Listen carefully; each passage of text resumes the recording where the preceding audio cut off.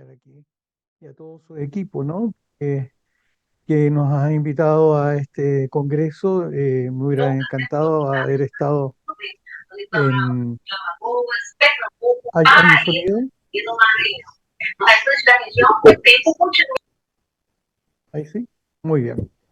Me hubiera encantado haber estado también, pero por razones personales no pude viajar para Sao Paulo, pero sí que estamos a distancia, ¿no es cierto?, a través de internet conectados. Que, bueno, vamos a comenzar. Tenemos entonces más o menos unos 50 60 minutos que quiero compartir una reflexión en voz alta sobre el tema de las emociones y el tema de la autohipnosis para ayudar, ¿no es cierto?, a controlar, a manejar, a estabilizar emociones. Como ya me presentó Osmar, eh, yo me dedico básicamente a la hipnosis. ¿Por qué? Porque he visto que a través de la hipnosis podemos trabajar de mejor manera el tema emocional. Y la emoción está provocando enfermedades o la está manteniendo o la está agravando. Entonces, es muy importante el manejo de las emociones, sobre todo las emociones desagradables que se perpetúan en el tiempo y se transforman en negativas. Eh, la emoción es como el agua. Si la emoción no se expresa, es como el agua que se estanca. Y el agua estancada, el agua se pudre. Si el agua se pudre y bebo de esa agua, me enfermo. Por lo tanto, una emoción que no se expresa es una emoción que se estanca y al estancarse se pudre y al beber de esa emoción me enfermo. Me enfermo en mi psiquis, en mi alma, en mi interior, ¿no es cierto? Y me enfermo finalmente a través de mi cuerpo, que expresa esta misma enfermedad. Para que el agua pueda vivificar, para que el agua pueda ser nuevamente buena, hay que hacerla correr. Por eso la emoción debe correr, debe expresarse en forma adecuada. ¿Cuáles son las emociones que nos enferman? De alguna manera, todos sabemos, ¿no es cierto?, los tipos de emociones, pero, por ejemplo, detrás de una depresión, ¿qué emociones podemos encontrar? Evidentemente la tristeza, la frustración, la ira muchas veces, consigo mismo o expresada hacia otras personas. Y obviamente una desesperanza aprendida.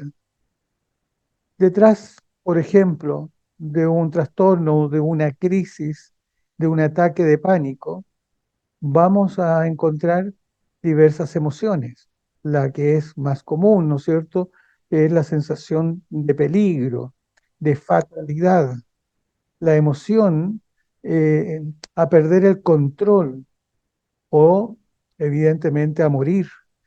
En el fondo, como la palabra lo indica, el pánico es una enfermedad del miedo, ¿no? Aunque el miedo se expresa también a través de otros, ¿no es cierto?, elementos como la fobia y otros más.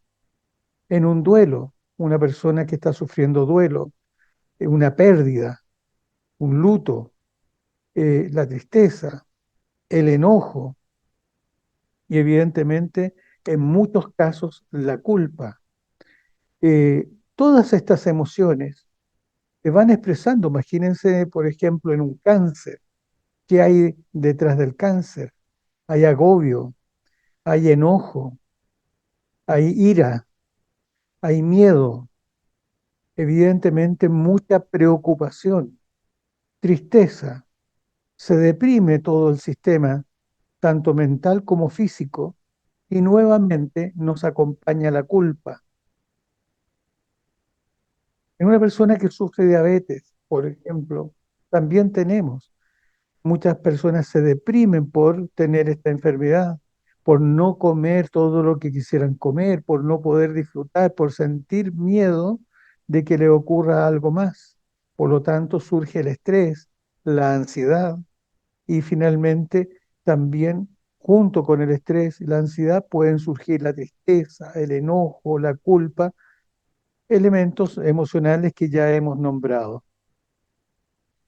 Y detrás de tanto de situaciones mentales, psíquicas como físicas, están las emociones, también provocándolas, agravándolas o simplemente, ¿no es cierto?, manteniéndolas en el tiempo. Me parece que es necesario siempre aprender algo más de emociones. Por lo que escuché, también, ¿no es cierto?, Teresa va también a hablar de emociones desde otro ángulo, pero es necesario reflexionar sobre estas emociones. Lo primero es que evidentemente cada emoción tiene una forma de expresarse, de activarse biológicamente y de expresarse. Es una fórmula que es también universal, en el sentido de que las personas de distintas culturas expresan las mismas emociones. Tal vez la forma más característica o más propia de cada uno es más cultural, pero sí de que todos expresan el miedo, expresan, ¿no es cierto?, la alegría, expresan la sorpresa. Las emociones entonces son universales. Una de las cosas importantes que hay que decir sobre las emociones es que la emoción, no existen emociones que sean de suyos negativas o positivas. Las emociones son agradables o desagradables, pero no son negativas por su naturaleza. Todas las emociones son necesarias. Por ejemplo, la culpa, que puede ser muy desagradable, pero la culpa es muy necesaria en una relación social. Nace para poder subsanar un error. Eh, el tema del miedo, si no tenemos miedo, corremos muchos peligros. Por lo tanto, las emociones más bien deberían dividirse en agradables y en desagradables. Hay una que es neutra y que lo vamos a ver inmediatamente, que es la sorpresa. La sorpresa es neutra. Vale decir, ¿por qué? Porque dura muy poco y depende de la sorpresa. Si entra en nuestra habitación un animal, ¿no es cierto?, feroz, vamos a tener, después de la sorpresa, miedo. Pero si entra la persona amada, vamos a tener, ¿no es cierto?, la alegría, la admiración, en fin. Entonces, la sorpresa es la única neutra y que desemboca en alguna de las otras emociones, tanto agradables como desagradables. ¿Por qué llamamos emociones negativas? No he negado la existencia de las emociones negativas, sino que todas las emociones tienen una finalidad y son en ese sentido buenas, pero vamos a llamar negativas a las emociones desagradables, sobre todo, que se hacen en forma inadecuada, en una cantidad de tiempo inadecuado, que permanecen, ¿no es cierto?, en forma crónica en el ser humano. Ahí tenemos, ¿no es cierto? Hay muchas maneras y muchos autores, depende, ustedes saben que cada maestrillo con su librillo, distintas emociones, la podemos dividir de distintas maneras. Nosotros vamos a considerar este círculo, ¿no es cierto?, con 10 emociones base. Las emociones base entonces las vamos a dividir en tres: emociones desagradables, emociones agradables y emoción neutra, que ya nombré como la sorpresa. Dentro de las desagradables, ¿no es cierto?, vamos a observar lo siguiente. Aquí están las agradables primero. Obviamente ahí tenemos la admiración, algo que es fundamental, por ejemplo, en el amor, la curiosidad, eh, la alegría y finalmente la seguridad. Lo que más las personas pierden y a nivel terapéutico, lo que más hay que reestablecer a nivel, ¿no es cierto?, de hipnosis, es la seguridad. Y dentro de lo que es la hipnosis natural, lo que más se recalca es que el- la persona para entrar en estado de hipnosis necesita seguridad. Y cuando un pueblo, un país, una familia pierde la seguridad, no se pueden lograr establecer las otras emociones agradables. Bueno, la emoción neutra ya la he nombrado, sorpresa, y dentro de las desagradables, evidentemente tenemos la ira, la rabia, el asco, la culpa, el miedo, y finalmente vamos a tener entonces la tristeza. Dentro de toda la tristeza es la única, porque todas las emociones es, se, se activan a través de neurotransmisores. La única que no tiene neurotransmisores es la tristeza. La tristeza es un apagón, ¿no es cierto?, de neurotransmisores. Por eso las personas no tienen deseo ni de moverse, ni de actuar, ni de levantarse, ni de hacer cosas. Es un apagón. Y vean ustedes, y como lo vamos a ver enseguida, la emoción que puede activar en la tristeza, curiosamente, es la ira. Las personas que tienen cierto grado de ira pueden ir venciendo, ¿no es cierto?, esa tristeza. Ya lo vamos a ver. Obviamente, a nivel terapéutico, tienen que ser iras controladas y con algún objetivo que sea más loable. Entonces, ¿cómo vamos a trabajar esto? Primero voy a hablar muy rápidamente de las desagradables que nos producen los daños cuando se hacen crónicas y después, juntamente con ello, al terminar, ver la autohipnosis que se puede, ¿no es cierto?, instaurar en nuestros pacientes o en nosotros mismos para que podamos, ¿no es cierto?, salir adelante. Evidentemente, en la ira, ¿no? Es como un volcán en erupción, evidentemente. Las personas que sufren de ira no lo pueden, dicen, ¿no es cierto? Muchos refieren eso, no pueden ellos controlar ese volcán, esa erupción, ese torrente de energía ardiente, ¿no es cierto? Y que en la ira lo que más se quiere expresar es esta violencia, por eso se tiene que colocar la boca amplia, ¿no es cierto? El grito, la, la persona que recibe la ira debe saberlo, se debe enterar. Por eso, en las redes sociales, cuando alguien tiene ira contra otro, lo tiene que manifestar, lo tiene que decir, y después, obviamente, vienen los problemas. El enojo puede ser causado por elementos internos, sucesos externos o internos. Y por lo tanto, reprimirla es tan mala como la expresión, ¿no es cierto?, no, sin un cauce determinado. Y por lo tanto, tenemos que lograr ese control. La rabia, la ira, su finalidad, su acción es atacar. Por eso siempre están los movimientos del rostro, del cuerpo hacia adelante, como dije antes, la boca abierta, los ojos grandes. ¿Para qué? Para producir miedo.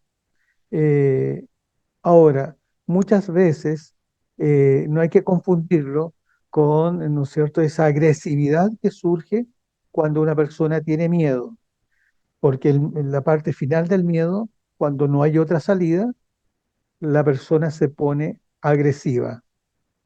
Bueno, la sangre sube, por eso se va a movilizar la sangre.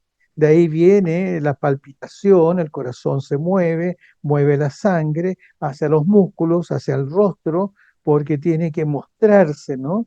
Si tuviéramos mucho pelo, ¿no? Quedaríamos erizados ahí, eh, como un puercoespín, ¿no es cierto? Bien, el ritmo cardíaco, entonces la presión arterial, todo eso sube. ¿Por qué? Porque se está movilizando sangre, sobre todo para atacar. Por eso se mueve hacia los músculos.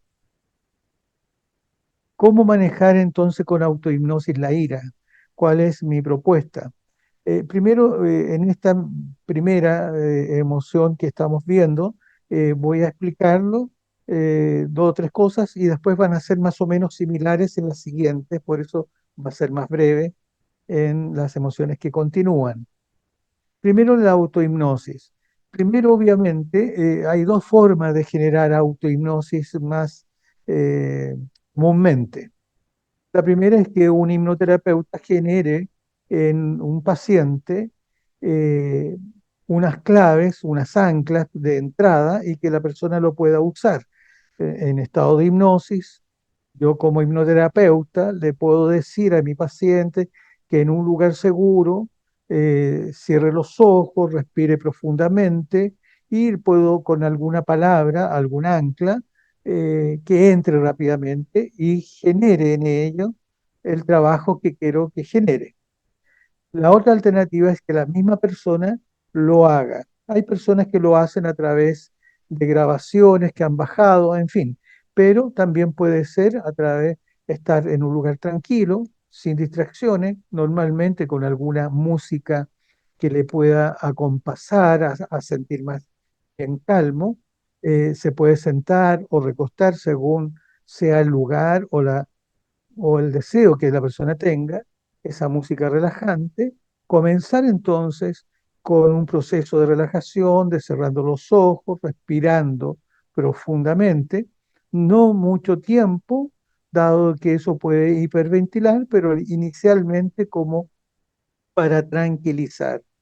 Y ahí imaginar lugares serenos, una playa, un bosque, algún lugar que el solo imaginarlo a mí me provoque una sensación agradable de paz, de tranquilidad. Hay personas que cuando te cuentan algo de un lugar agradable, su rostro cambia. Bueno, de la misma forma, el rostro debería cambiar de esa persona. La persona debería sentirse más tranquila. Y ahí empezar a relajar su cuerpo en un ciclo, ya sea de los pies a la cabeza o de la cabeza a los pies.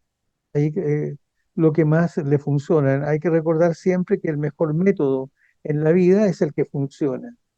Por lo tanto, si le funciona ese método, realizarlo. Si la persona ya hace meditación, bien, la entrada hacia la hipnosis es muy similar a la entrada que digo yo que la meditación, su finalidad después de esa entrada es buscar paz, armonía.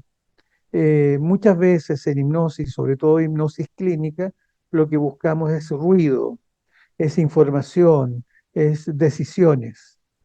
Bueno, en este caso va a profundizar imaginando, por ejemplo, que baja una escalera y en la medida que avanza, siente que te sumerges más y más en tu mente no consciente. Y aquí hay que reinstalar. Yo digo reinstalar, reprogramar. No me gusta la palabra instalar o programar porque las personas cuando llegan a ti ya están programados. Las personas vienen con programas desde su primera infancia, incluso antes. Entonces, hay que reinstalar, hay que reprogramar o si queremos, podemos decir, hay que realizar un nuevo aprendizaje. Depende, ¿no es cierto?, del punto de vista, ¿no es cierto?, que nosotros lo veamos. ¿Y qué queremos reinstalar en el caso de, ¿no es cierto?, lo que estamos hablando? Evidentemente, la seguridad a través de la memoria emotiva. Eso es muy importante, la memoria emotiva. Por ejemplo, las personas que hacen teatro, para poder salir con la emoción que su personaje tiene, recurren a esta memoria emotiva. Por eso voy a explicar cómo generar memoria emotiva. Y generar siempre una palabra, un gesto, un ancla que permita a través de esa palabra, de esa llave, de esa clave, poder sentir nuevamente esa seguridad. La ira va, ¿no es cierto?, bajando cuando yo me empiezo a sentir seguro. La ira surge normalmente por la inseguridad. Y por supuesto, la repetición de esta autohipnosis debe ser constante. Eh, La constancia es la que produce el aprendizaje, el ejecutar. ¿Cómo hemos aprendido cosas en la vida? Ahí Osmar, médico, ¿no es cierto?, cómo aprendió esos nombres de toda esa anatomía, repitiendo, repitiendo, repitiendo. La repetición constante. Nuestros pacientes, ¿qué es lo que ellos han hecho en su vida? Repetir a través de su imaginación, de las palabras que pronuncian, de sus emociones constantes, esa repetición constante han provocado también una conducta determinada. Por eso es tan importante eso. De ahí es que la idea es que la memoria emotiva, en estado de autohipnosis, podemos generar recuerdos. Estos recuerdos de experiencia. Por ejemplo, si vamos a evocar la seguridad, bueno, vamos a buscar en nuestra memoria emotiva momentos de mayor seguridad. No digo de seguridad plena, es como complicado que una persona vea en una primera instancia la emoción plena, sino que momentos de mayor seguridad. Por ejemplo, cuando estaba con mi padre o mi madre o con un profesor, normalmente con algún adulto que me provoque seguridad, tranquilidad, o con mis amigos también. Para generar una memoria emotiva se sugiere rastrear en el pasado, entonces en la infancia, en la adolescencia, en la juventud, esas emociones que se quieren reinstalar. Ahora, en estado de hipnosis propiamente tal, eh, se produce un aumento del flujo sanguíneo cerebral. Eso mejora la capacidad de recuerdo. En en el estado de hipnosis se puede profundizar en esos recuerdos. Ahora, claramente, no vamos en este momento a discutir si esos recuerdos son reales o no. Muchos estudios plantean que nosotros tenemos recuerdos modificados, que no son puros. No somos una cámara que graba los acontecimientos, sino que los acontecimientos van entrando en nosotros a través, ¿no es cierto?, de nuestros procesos y en nuestra mente a su vez se reprocesan y por lo tanto no son fidedignos a la realidad, lo que está fuera, ¿no? Realidad viene de re, cosa, en latín, ¿no es cierto? Lo que está y yace fuera de mí. Por lo tanto, no es una realidad, sino que es una realidad para mí. Manuel Kant decía, ¿no es cierto?, que existen los fenómenos y los nómenos. Los nómenos son la realidad en sí misma que yo nunca la voy a conocer, sino que yo tengo una interpretación y reinterpretación de lo que estoy. Cuando yo hablo de los recuerdos, son eso, lo que la persona cree firmemente que es así, los acontecimientos que ha incorporado, sin un cuestionamiento si eso es real, si ocurrieron en cronología y en forma de la manera que lo está recordando, sino que esos recuerdos que tenga, esos es lo que nosotros vamos a tomar. Y en la relajación, en la hipnosis se produce relajación y reducción del estrés. Y ya sabemos y entendemos que si reducimos el estrés, aumenta la capacidad y la posibilidad de los recuerdos. Y finalmente, existe enfoque y sugestión en un estado de hipnosis. Y por lo mismo, es más fácil recordar en estado de hipnosis que no estando en el estado de hipnosis, por todos estos elementos. Bueno, dado eso, considerando todo esto que he dicho, es que vamos a buscar, por ejemplo, en el caso de la ira, el tema de la seguridad. El asco, evidentemente, también es otra emoción muy necesaria. Nos ayuda el asco a protegernos, ¿no? Eh, por eso, si ustedes observan la fotografía, es muy típica poner el rostro un poco más hacia atrás, cerrar los ojos, cerrar la nariz, básicamente es para que eso que nos puede hacer daño no nos dañe. Entonces es generada por una aversión, un rechazo a algo que puede ser dañino. Los primeros elementos, evidentemente, fueron alimentos, alimentos en mal estado, con un mal olor. ¿Por qué? Porque eso nos ayuda a sobrevivir.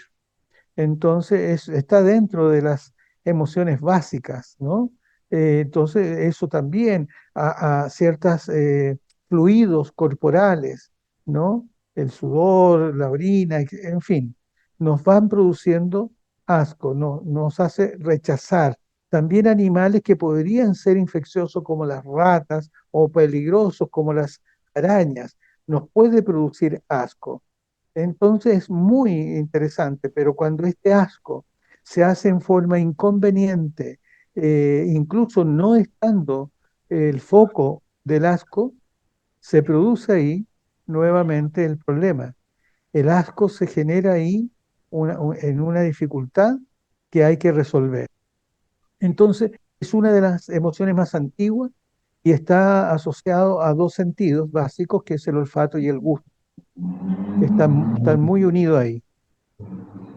Este olfato y este gusto van a provocar entonces, cuando hay peligro, esta forma, ¿no es cierto? Y la plataforma de acción va a ser la aversión, o sea, rechazarlo y apartarse de lo que es repugnante. La expresión va a ser en este asco, va a producir una sensación física muy desagradable. Entonces, las arcadas, el hecho de tratar de eliminarlo hacia afuera, va a ser la manera. Por eso va a haber mucha concentración de sangre en el estómago y en la garganta. El asco empuja a dejar de respirar. Las fosas nasales, como decíamos, se cierran. En fin. Ahora, ¿cómo manejarlo con hipnosis?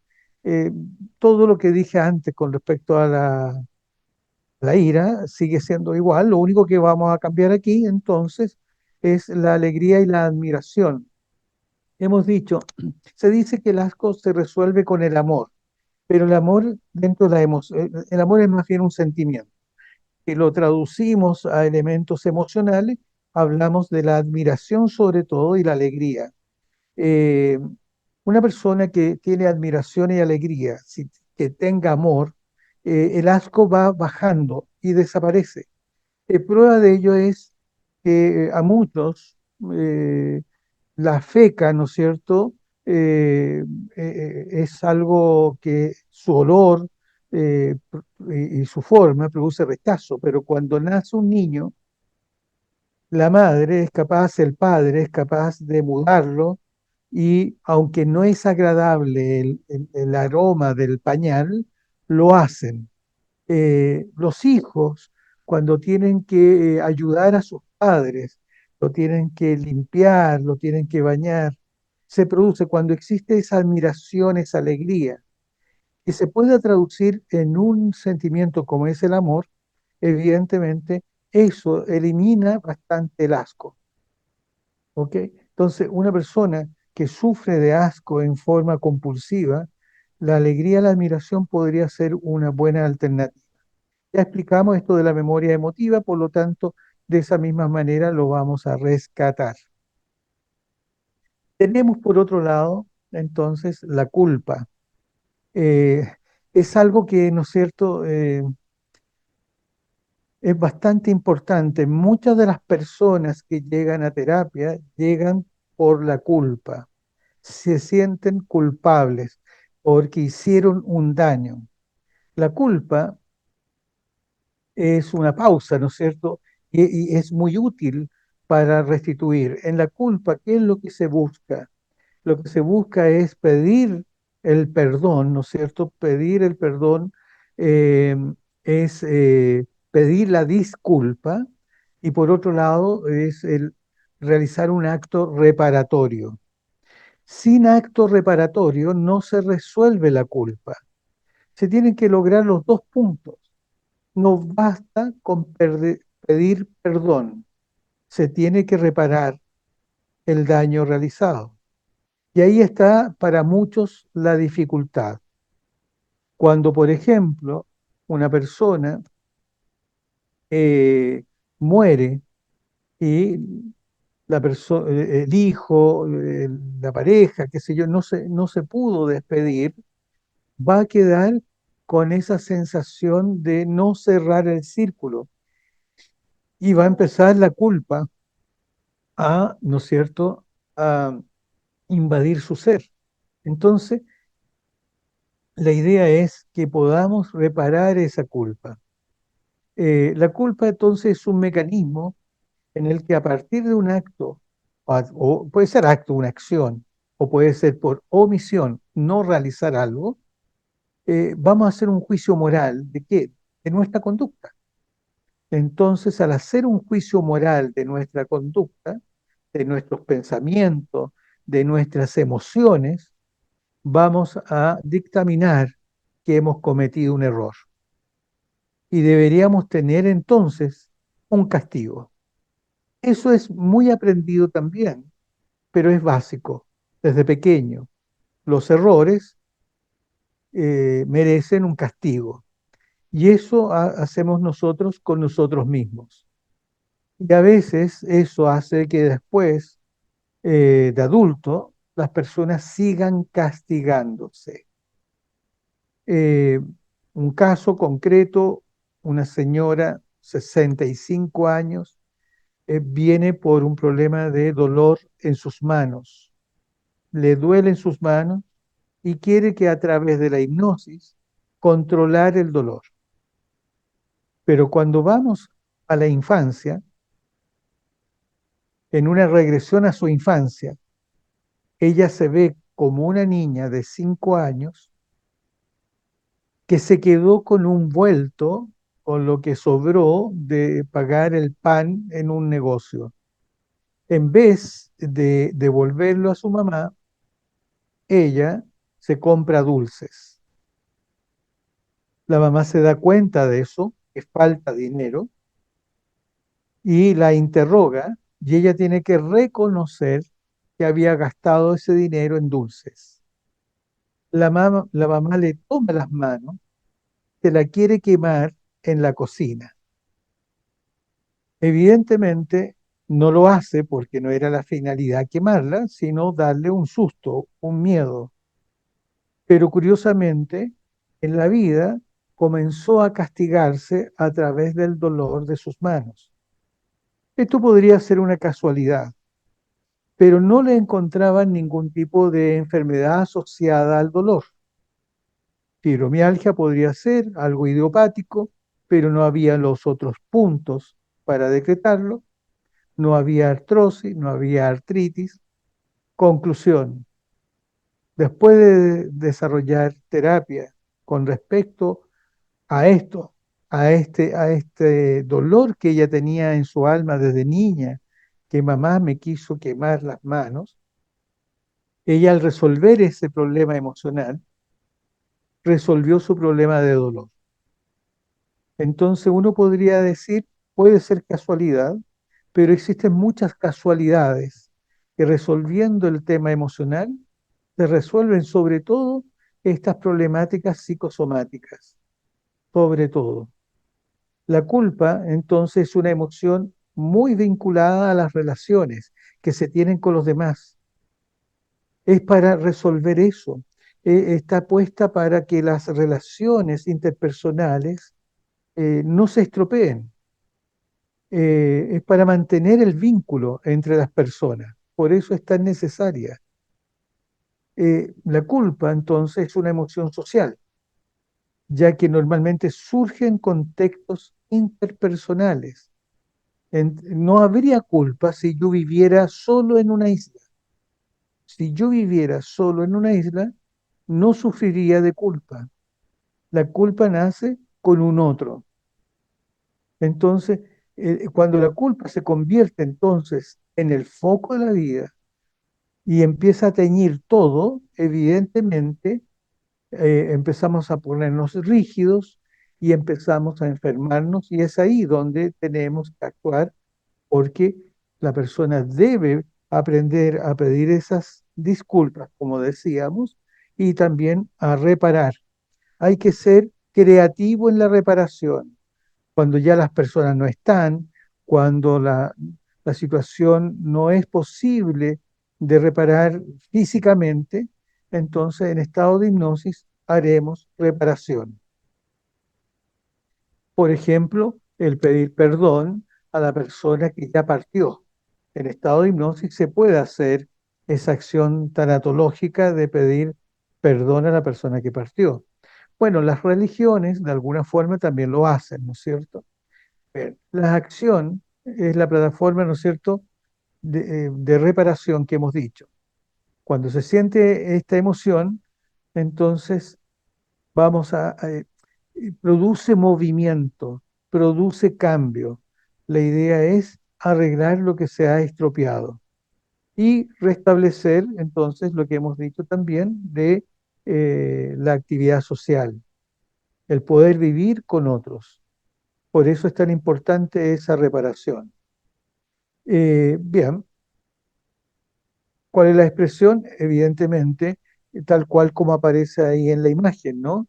Las personas se van a poner, la sangre se va a ir a la cabeza, pero en vez de atacar, se van a agachar. La acción de ese, como perdón, se van a sentar, se van a acurrucar, se van a poner su cabeza entre sus manos, en fin, son acciones muy normales, los ojos cerrados, el labio inferior apretado, entonces, esas acciones típicas, ¿no es cierto?, de la persona que tiene culpa. ¿Qué es lo que yo sugiero para trabajar si la persona viene con la emoción de la culpa? Evidentemente, fuera de lo que ya he dicho, que es el acto de pedir perdón y hacer el acto reparatorio, ayudarlo a encontrar en hipnosis.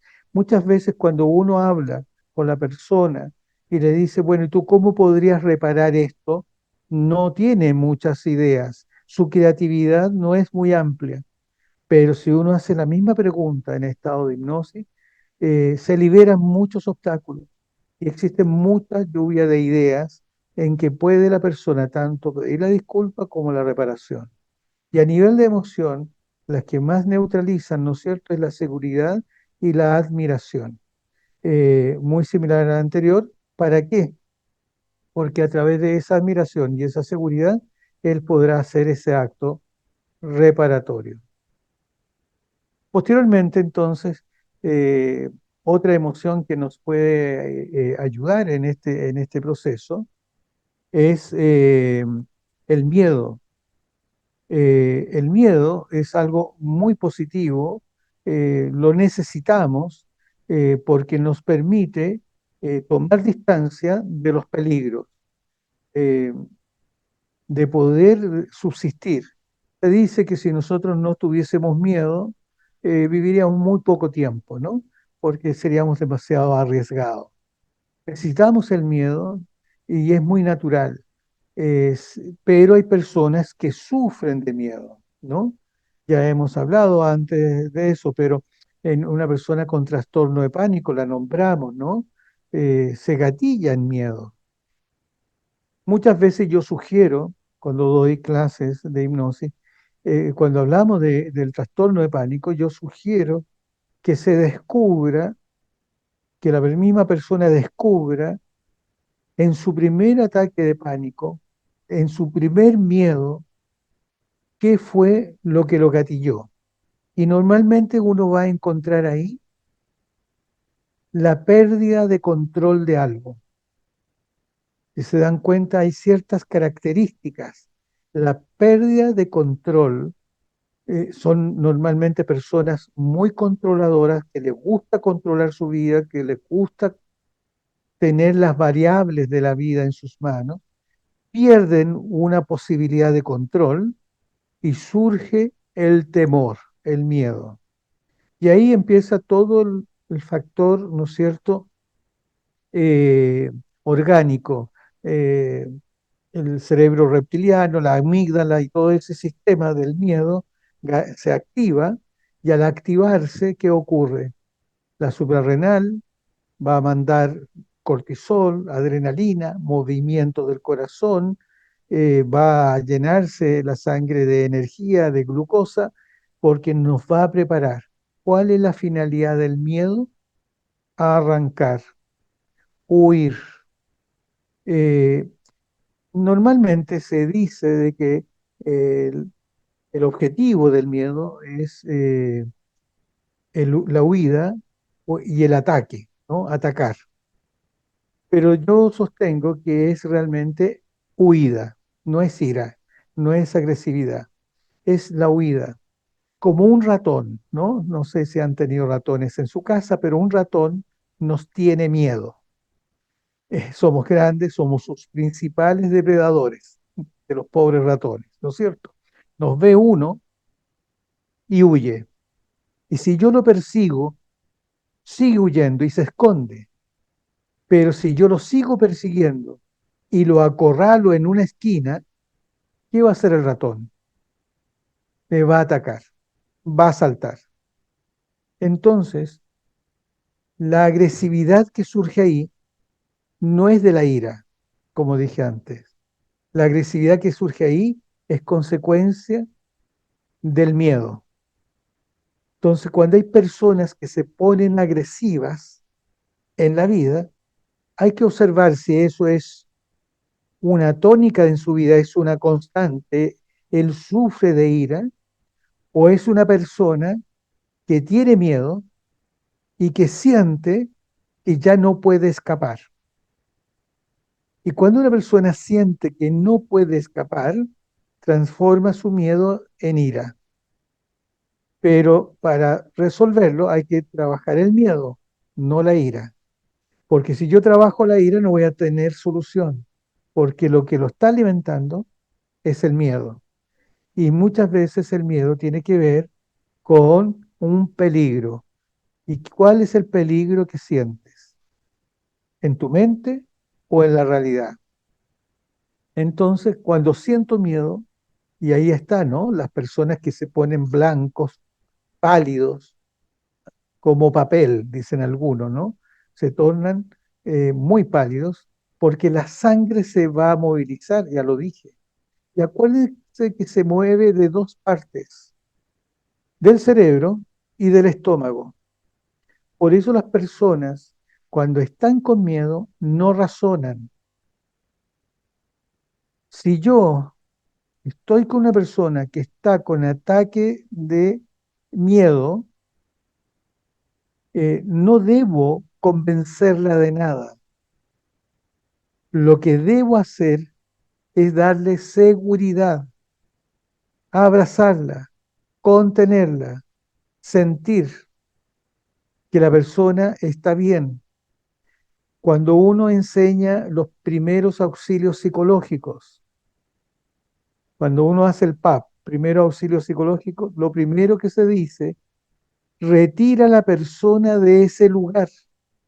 O sea, si hay un accidente, si hay una situación, la persona está en miedo, no va a entender lo que le digas. Está en automático tratando de huir, pero no puede porque está accidentada, porque está su gente. Entonces va a ponerse agresiva, como lo que sucede cuando hay un animal herido, atropellado. Si tú te acercas, te puede atacar. No sabe, no está pensando que le quieres ayudar. Se está defendiendo. La persona debe sentir seguridad. Si no siente esa seguridad, se mantiene. Por eso la mayoría de las personas que sufren ataques de pánico, ataques de miedo, dicen que la primera sensación que tienen después, porque después vienen más, ¿no? Y muchos le empieza a dar miedo al miedo. Le vienen más ataques, sienten en la boca del estómago una molestia. Y después viene el resto de las, ¿no es cierto?, acciones, como por ejemplo sudor frío, músculos apretados, pupilas más dilatadas, fobia a la luz, insomnio. La primera sensación en el estómago. ¿Por qué? Porque la sangre ha salido ahí. Es una cosa curiosa, es una cosa curiosa. Eh, el estómago, si yo le doy algún alimento, por eso algunos le daban agua con azúcar, ¿no? A los que tienen mucho miedo. Por el azúcar se puede revertir el proceso. Acuérdense que esto es bidireccional. A ver, por ejemplo, cuando yo estoy con un ataque de miedo, el sistema simpático se activa y eso hace cerrar las glándulas. Por lo tanto, se seca la boca, por eso piden agua. Ok. Pero si yo estoy en un ataque de miedo y he logrado a través, por ejemplo, de hipnosis, aprender a salivar y salivo, esa saliva que yo estoy generando me va a quitar miedo, me va a bajar el miedo. O sea, el miedo me quita saliva. La saliva entonces me quita el miedo. Esto siempre, todos estos fenómenos son bidireccionales. Si le enseñas a salivar a una persona con un ataque de miedo, va a bajar el miedo. Eh, por eso algunas personas no entienden, ¿no? El otro día me hacían el comentario de la entrevista de una persona que estaba muy triste, su voz era como que estuviese llorando, pero no le corría ninguna lágrima. El simpático está activo, no le va a correr lágrimas, pero va a estar llorando en seco. Cuidado con eso. Bueno, la idea es entonces que cómo manejar el miedo. El miedo lo podemos manejar entonces de la misma manera que hemos dicho que podemos manejar todo lo demás, solo que tenemos que nuevamente, si ustedes ven, la que se va repitiendo constantemente, la seguridad y evidentemente la alegría. Pero primero la seguridad. Por eso las personas que tienen ataque de pánico y van hacia un centro médico, cuando va llegando, al ver el centro médico, empieza a sentir, co- comienzan a sentir seguridad. Y al comenzar a sentir seguridad, empiezan a bajar su miedo y por lo tanto sus latidos. Y si baja el latido, cuando le hacen los exámenes, no le encuentran que tenga nada al corazón. Y eso es muy frustrante para estas personas porque empiezan a sentir que los demás creen que están inventando esas sensaciones. Finalmente, tenemos la tristeza. La tristeza es, hemos dicho, tal vez la que más perdura en el tiempo. La tristeza es la emoción que no tiene neurotransmisores. No he querido hoy día hablar de los neurotransmisores por el tiempo que tenemos de cada una de las emociones, pero sí es interesante plantear que la tristeza es un apagón de la persona. Y si la persona se apaga, hemos dicho cómo se puede encender nuevamente esa persona. Lo vemos en una persona con depresión, pero lo vemos en personas con tristezas profundas, con causas, con motivos. Entonces, se ha observado que la manera de activar es la ira, ya lo vamos a ver. Entonces, la tristeza es una reacción emocional que surge cuando perdemos algo importante. Esto, para la redundancia, es muy importante. O sea, la tristeza surge ante la pérdida. Y en esta pérdida va a depender lo que hayamos perdido, es la tristeza que vamos a sentir. El tiempo que se va a prolongar esa tristeza. ¿Cuál puede ser la mayor tristeza de una persona? Puede ser la muerte de un hijo, por ejemplo, y que su tristeza le va, ¿no es cierto?, a acompañar tal vez el resto de su existencia. Puede ser. Acá estamos hablando de las emociones que nos atacan de tal manera que se hacen negativas, vale decir que nos inhabilitan. Es complicado hablar de normalidad. ¿No se me escucha? A ver, me están diciendo que no se me escucha. Osmar, ¿me escuchas tú? Sim, sim, estamos todos escutando. Pode continuar. Muy bien. Entonces, es complejo el tema de la normalidad, pero vamos a entender muchas veces como normal aquello que yo realizaba antes de alguna crisis, de algún trauma, de algún acontecimiento que me cambió. Entonces, si yo tengo una pérdida importante, esta pérdida me va a producir una sensación de apagón. Claro, inicialmente va a haber otras emociones, tal vez el miedo, la ira, en fin, pero va a llegar a un consumir toda esa energía y va a haber este apagón.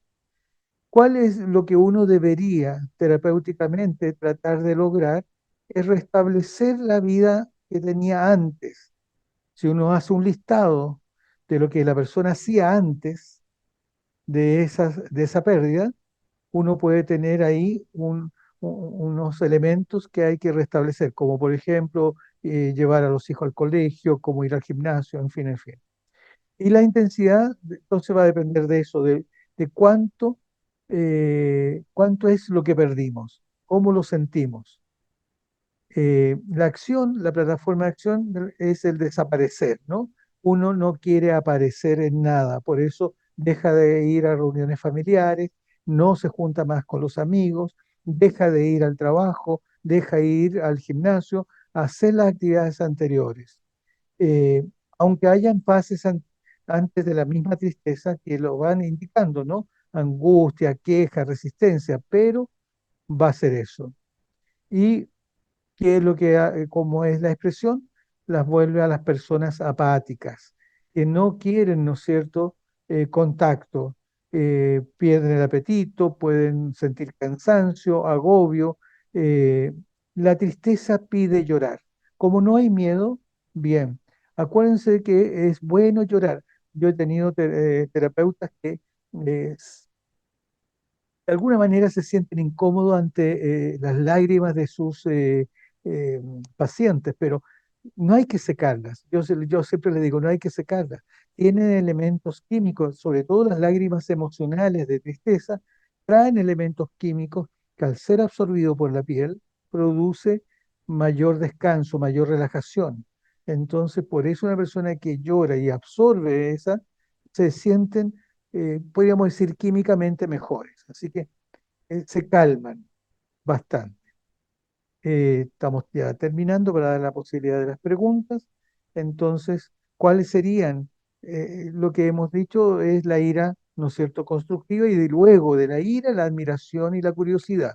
Un minuto para esto, es la ira, es, por ejemplo, hay personas que en estallidos sociales como los que ocurrieron en Chile hace algunos años atrás, justo para cuando Osmar vino a Chile, nosotros a exponer al Congreso, un mes antes había habido un estallido social acá.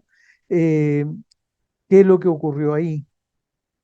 Muchas personas que estaban en una depresión profunda, en una tristeza profunda, les dio nueva vida. Ellos decían, ¿no es cierto? Esto me ha vuelto a la vida, la rabia, el destrozar, el tirar piedra, el ver un enemigo, atacar al enemigo, les dio. Claro, eso es una ira descontrolada, no es constructiva, es destructiva. Tanto es así que una vez terminado el conflicto, y ellos vueltos a la misma rutina y a la misma realidad, pueden caer en un precipicio aún más profundo. La ira constructiva es como cuando queremos salvar la naturaleza, queremos ayudar a los animales que han sido maltratados, nos da mucha ira las personas que maltratan a la naturaleza o maltratan a los animales, maltratan, en fin, a las personas. En el fondo son iras más controladas y constructivas. Hay que descubrir por dónde puede ir a través de la conversación y a través de la hipnosis, dónde van sus enojos más constructivos. Y ahí descubrir personas que han hecho productiva su ira. Eso produce la admiración y la curiosidad es descubrir nuevas fórmulas de expresar esta ira. Muy bien. Ahí están mis datos por si alguien necesita contactarme por algo que no hayan entendido. Muito bem, Michel. Pode tirar Ujú. pode recolher os seus slides. Muito bem. Queria parabenizar o Cláudio por essa brilhante exposição. É interessante porque a auto-hipnose é um tema que eu, particularmente, gosto muito. Eu costumo dizer sempre, quando nós começamos a falar de auto-hipnose, muitas vezes as pessoas trabalham com auto-hipnose, como se estivessem fazendo práticas meditativas. E eu sempre digo que a diferença das práticas contemplativas, ou seja, as meditações, o mindfulness, e mesmo a hipnose neutra, o que é auto-hipnose neutra? Auto-hipnose neutra é aquela auto-hipnose onde as pessoas fazem apenas para relaxar. Estas são práticas estáticas, paradas. A ideia é relaxar, é esvaziar a sua mente, é acalmar a sua mente. Que é diferente da auto-hipnose dinâmica, que é terapêutica, que ela tem uma meta. Então, eu costumo dizer, a auto-hipnose neutra e as práticas contemplativas outras são práticas de inércia, ficam paradas, estáticas. E a auto-hipnose terapêutica é aquela auto-hipnose que tem um movimento, que tem uma meta. Se tiver meta, é auto-hipnose. E isso é muito importante, porque uma vez nós tivemos aqui no grupo de estudo de hipnose uma, uma budista, né? E uma monja, e ela foi perguntado para ela qual é a diferença da meditação para a auto-hipnose. E essa monja respondeu de uma maneira simplíssima. Ela disse: a meditação eu faço para meditar, ponto. A auto-hipnose eu faço quando eu quero fazer alguma meta, quero cuidar de alguma coisa. Ou seja, mindfulness, se tem meta, é auto-hipnose. Se o mindfulness é só para relaxar, é meditação. Meditação. Se eu vou fazer meditação para lidar com hipertensão arterial, isto não é meditação, isto é auto-hipnose. A meditação pura pode melhorar, mas nós meditamos por meditar. Nós não fazemos auto-hipnose apenas por fazer. Auto-hipnose sempre tem uma meta. O Cláudio mostrou muito bem os tipos de auto-hipnose. Nós temos aqueles modos de fazer auto-hipnose. Primeiro, aquela forma onde a pessoa é hipnotizada pelo seu médico, pelo seu profissional, pelo seu terapeuta. Ela é hipnotizada em casa e ela sai daquela sessão com uma âncora para fazer um trabalho de resgatar aquela âncora várias vezes por dia. Uma outra forma de aprender a auto-hipnose é aquela auto-hipnose onde a pessoa sai com CDs, com gravações, e ela pode ficar ouvindo gravações em casa, e aquilo faz com que ela entre num estado modificado de consciência também, vivenciando aquela sugestão que está sendo dada naquela gravação. E a terceira fase, a melhor de todas, seria aquela auto-hipnose onde a pessoa aprende, é treinada para entrar no estado modificado de consciência por si só, e ela aprende as estratégias que ela deve ter para poder superar as suas dificuldades, atingir as suas metas, não é verdade? Então, o Cláudio falou muito bem dessas. A mais efetiva, a mais prática de todas é aquela auto-hipnose onde os profissionais fazem a hipnose no consultório, ensinam o paciente a relaxar e dão uma âncora para ela, como o Cláudio faz. Essa âncora, a pessoa vai fazer as práticas de relaxamento, como os seus rituais em casa, sempre ritualizando, e através desses rituais e usando aquelas âncoras, ele vai conseguir atingir seus resultados. Então, eu queria só fazer essas considerações rápidas, mas eu gostaria de saber se tem alguma pergunta, se alguém tem alguma pergunta, ou se o Cláudio quer falar alguma coisa a respeito disso que eu acabei de dizer.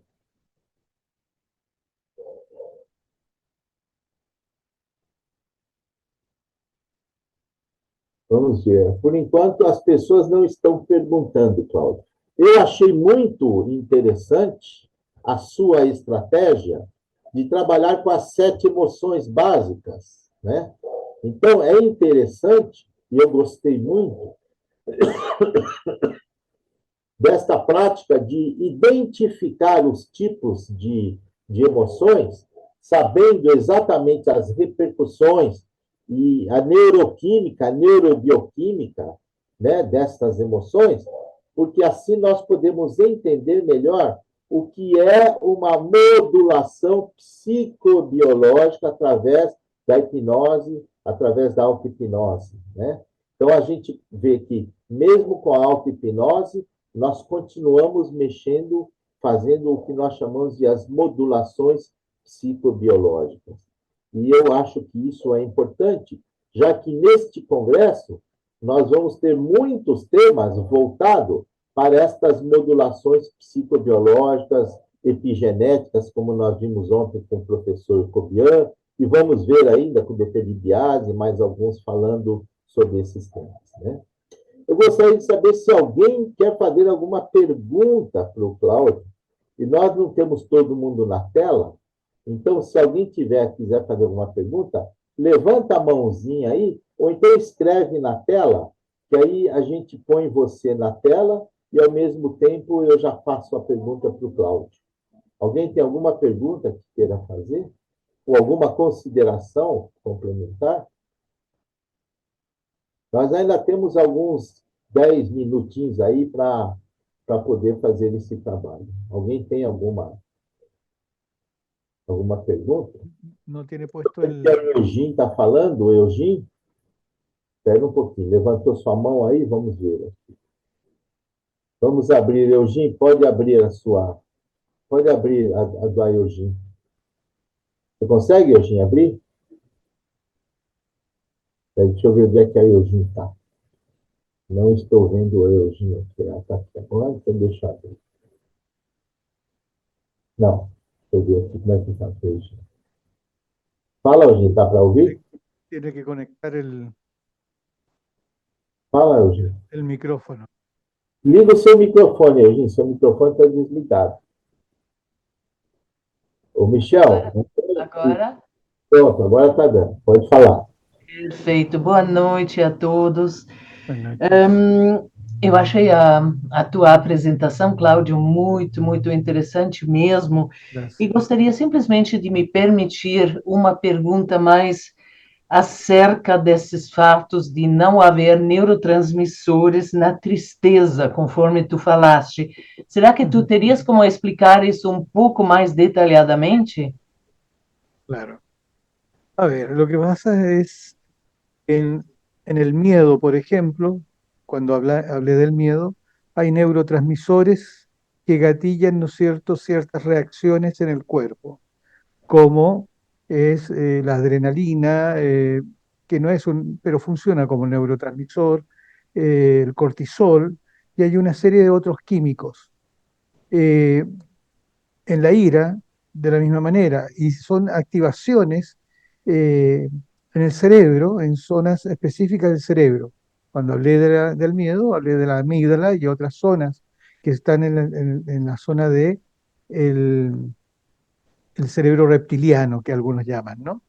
Bueno, en el caso de la tristeza, no se notan, no hay zonas específicas de la tristeza, no hay neurotransmisores que se estén vertiendo en el torrente sanguíneo, no se ve movimiento, lo que se ve es una ausencia de. Por eso se habla de un apagón, ¿no? De apagar el cerebro, la parte emocional se apaga. De ahí es que la persona no quiera moverse, no se quiera, ¿no es cierto?, realizar algo, no quiera volver a las actividades y las otras emociones no se activan.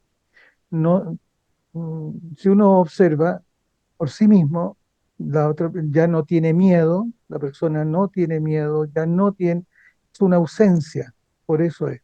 Ahora, normalmente a las ausencias nosotros los seres humanos le damos un nombre y después creemos que es algo. Por ejemplo, el vacío. ¿Qué es el vacío? Nada, pero creemos que es algo. Bueno, lo que no existe, le damos un nombre y después creemos que existe. La tristeza, entonces, sería la no activación de neurotransmisores, de actividades neuronales, en fin, la parte emocional se desactiva. Y hay que, por eso digo, hay que volver a arrancar el motor. Eh, a nivel químico, cuando la mayoría de los antidepresivos tiene que ver con la serotonina, Uhum. ¿no? Con los recaptadores de la serotonina. Eh, ¿Por qué? Porque tiene muy poca. ¿Por qué tiene poca serotonina?